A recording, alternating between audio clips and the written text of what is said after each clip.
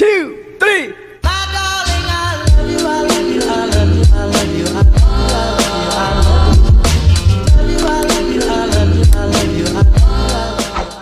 Assalamualaikum warahmatullahi wabarakatuh.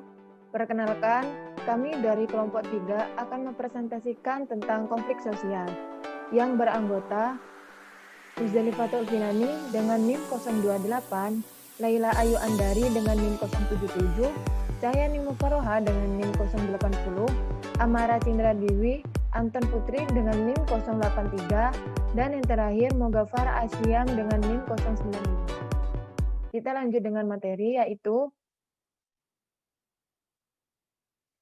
teori konflik. Teori transformasi konflik. Transformasi konflik adalah suatu proses yang melibatkan transformasi hubungan, kepentingan, perdebatan, dan konstitusi yang menyokong kesinambungan konflik untuk mewujudkan perubahan hubungan, struktur sosial, dan perubahan keadaan yang menimbulkan konflik. Transformasi konflik lebih mengarah pada proses perubahan sistemik dan lebih menekankan pada perhubungan konflik, bukan pada pengendalian maupun menghilangkan konflik. Sehingga tujuan utama transformasi konflik adalah mengatasi sumber-sumber konflik yang lebih luas dengan cara mengubah kekuatan negatif konflik menjadi kekuatan sosial yang lebih positif.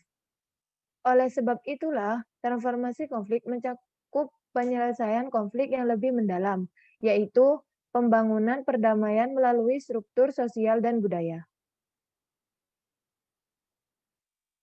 Dalam buku The Little Book of Conflict Transformation 2003, karya John Paul Lederach, dijelaskan aspek-aspek yang harus ditransformasikan dalam upaya transformasi konflik, yaitu transformasi posisional, transformasi relasional, transformasi struktur, dan yang terakhir transformasi budaya.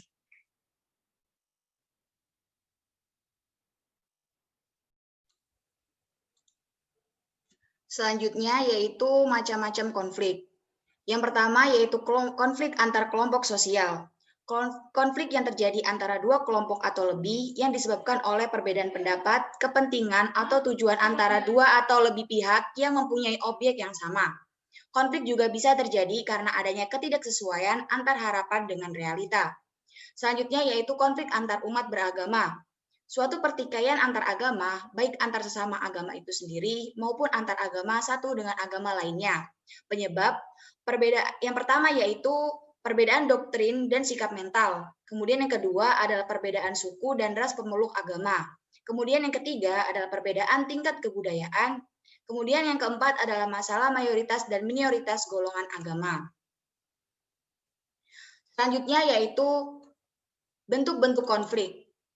44% berdasarkan sifatnya. Yang pertama yaitu konflik destruktif, merupakan konflik yang muncul karena adanya perasaan tidak senang, rasa benci, dan dendam dari seseorang ataupun kelompok terhadap pihak lain. Ciri konflik ini adalah tidak menimbulkan perbaikan, namun lebih ke perusakan atau bahkan bisa membuat kehilangan harta, benda, serta nyawa. Contoh konflik ini, bentrok atau konflik Poso, Ambon, Kupang, Sambas, dan lain sebagainya. Selanjutnya yaitu konflik konstruktif, merupakan konflik yang bersifat fungsional. Konflik ini muncul karena adanya perbedaan pendapat dari kelompok-kelompok dalam menghadapi suatu permasalahan. Konflik ini akan menghasilkan suatu perbaikan. Contoh, konflik turunnya pendapatan suatu organisasi. Maka konflik tersebut diselesaikan menimbulkan perbaikan pendapat organisasi tersebut. Ya, selanjutnya yaitu berdasarkan konsentrasi aktivitas manusia di dalam masyarakat dengan presentase 85%. Yang pertama ada konflik sosial.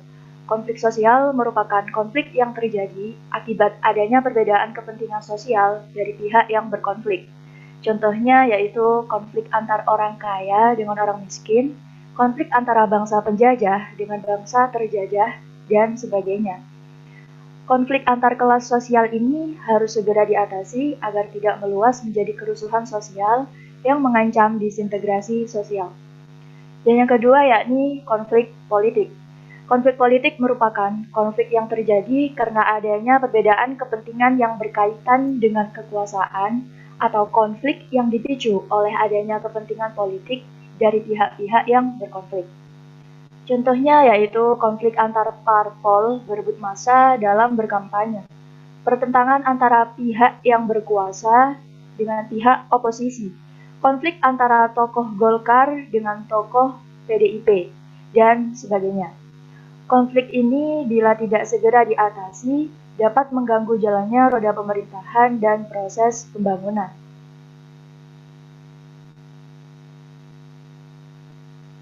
Yang ketiga yakni konflik ekonomi. Konflik ekonomi merupakan konflik akibat adanya perebutan sumber daya ekonomi dari pihak yang berkonflik. Contohnya yaitu konflik antara perusahaan rokok yang berusaha merebut pasar dengan iklan-iklan yang gencar, konflik persenjataan tanah, dan lain-lain. Yang keempat yaitu konflik budaya. Konflik budaya merupakan konflik yang terjadi karena adanya perbedaan kepentingan budaya dari pihak yang berkonflik. Contohnya, konflik antar suku mengenai sistem kekerabatan, konflik Indonesia dengan Malaysia.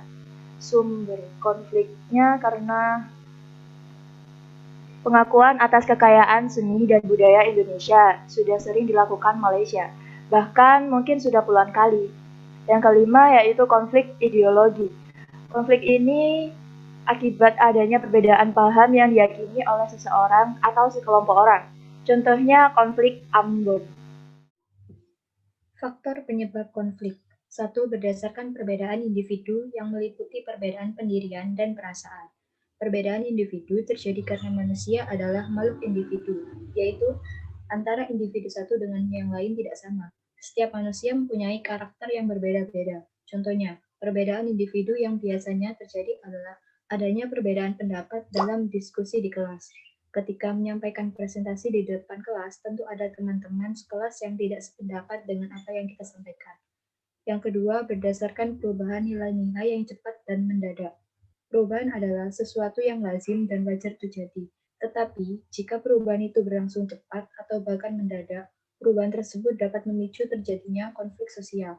Misalnya, pada masyarakat pedesaan yang mengalami proses industrialisasi yang mendadak, akan memunculkan konflik sosial sebab nilai-nilai lama pada masyarakat tradisional yang biasanya bercorak pertanian secara cepat berubah menjadi nilai-nilai masyarakat industri.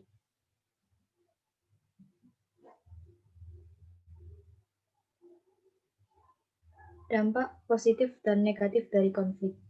Positif, 1. Dapat menjadi jembatan agar suatu masyarakat bisa menyesuaikan kembali terhadap nilai, norma, serta hubungan sosial sehingga menyesuaikan terhadap kemajuan teknologi dan zaman. 2. Meningkatkan solidaritas antar individu maupun kelompok dalam masyarakat. Ketiga, sebuah konflik juga dapat mengurangi rasa ketergantungan terhadap suatu individu maupun kelompok. Hal ini terjadi karena pihak yang sedang memiliki konflik cenderung mengandalkan diri sendiri dalam memenangkan konflik tersebut. Yang keempat, konflik sosial dapat memunculkan kompromi baru antara pihak yang bersangkutan. Hal ini dapat terjadi ketika pihak yang terlibat konflik ternyata sama kuat. Dengan kompromi baru tersebut, setiap pihak dapat mendapatkan apa yang diinginkannya, tetapi dengan konsekuensi yang telah disepakati bersama. Dan yang terakhir, dapat membantu menghidupkan kembali norma-norma lama dan menciptakan norma-norma yang baru. Negatif, memicu rusaknya hubungan antar individu dan kelompok, memakan korban berupa kerusakan harta benda dan nyawa manusia, berubahnya kepribadian para individu yang terlibat, baik yang mengarah pada hal-hal positif maupun negatif, menimbulkan dominasi dari kelompok yang menang atas kelompok yang kalah, rusaknya hubungan antara individu dan kelompok, memakan korban berupa kerusakan harta benda dan nyawa manusia, berubahnya kepribadian para individu yang terlibat, menimbulkan dominasi dari kelompok yang menang atas kelompok yang kalah, rusaknya fasilitas umum, dan menyebabkan rusaknya berbagai harta benda.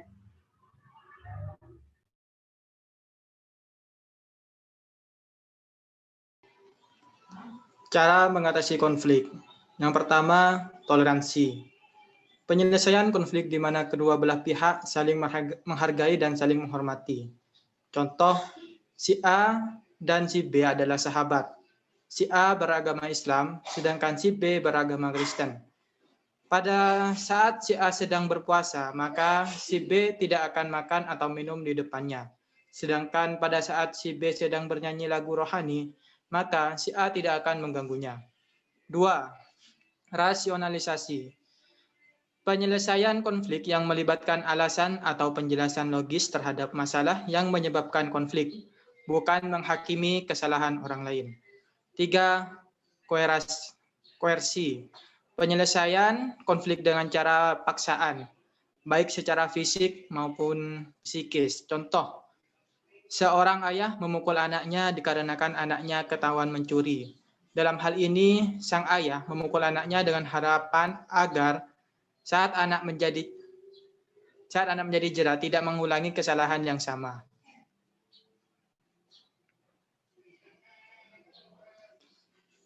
Studi kasus konflik sosial pertanian. Dapat dilihat di gambar ini, yakni seperti KPK didesak usut dugaan korupsi perampasan tanah petani Karawang. Dan ketika para petani pesisir Kulon Progo berjuang menjaga lahan. Itulah contoh studi kasus konflik sosial pertanian. Cukup sekian presentasi dari kelompok kami. Kurang lebihnya mohon maaf. Wassalamualaikum warahmatullahi wabarakatuh.